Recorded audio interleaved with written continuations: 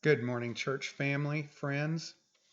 I want to talk to you a little bit about what's going to happen this Sunday. We are going to worship online only because we had a positive case in the sanctuary last week. We'll go from week to week after that. But what I want to talk to you about today is I want to talk to you a little bit about communion. Because as we worship online this weekend, I would like for you all to participate in communion with me. There's nothing miraculous about grape juice and crackers. They are emblems. So if you want to do communion with coffee and donuts, cookies and milk,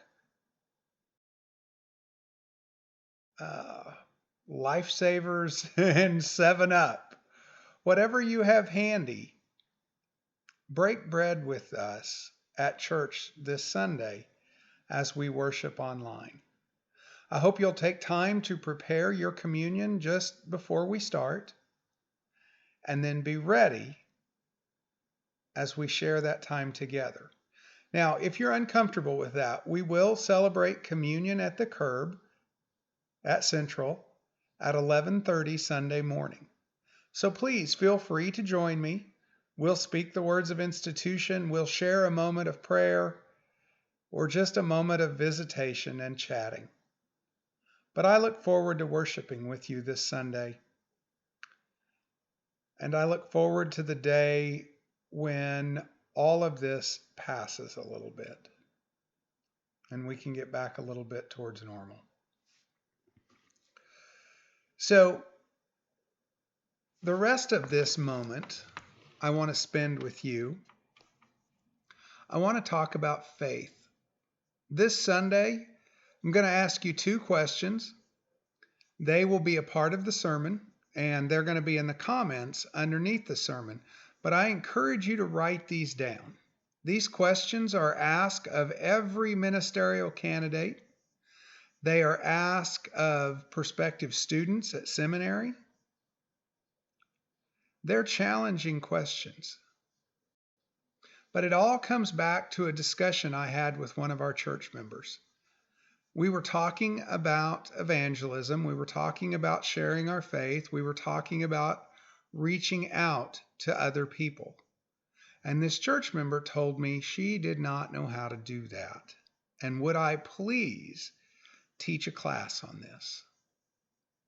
Now, this was in late January, early February. I don't really remember that we had this conversation. And then you all remember what happened in the middle of March. Things kind of ran off the wheels.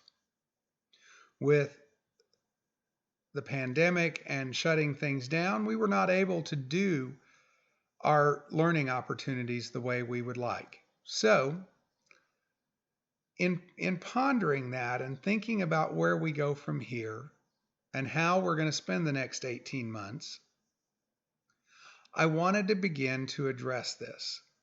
So I've got 2 questions for you. They'll be in the comments below the worship service. They will be in the visitor next week. What I'm hoping you will do is write these questions down and ponder them. I would encourage you to write out your answer. We will be gathering at one point in the future, and I would love to continue this conversation face to face.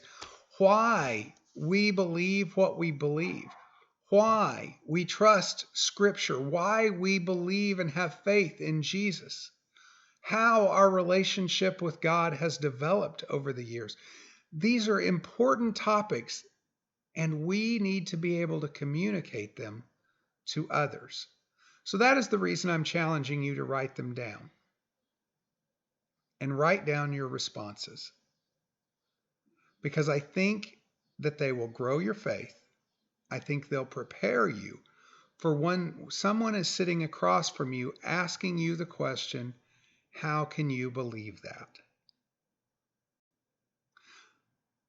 So join us Sunday morning, 10:15, on the Facebook page. The link will go out via email just like always. and it will be live on the Facebook page.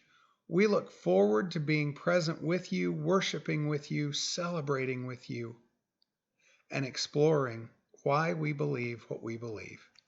I'll see you Sunday.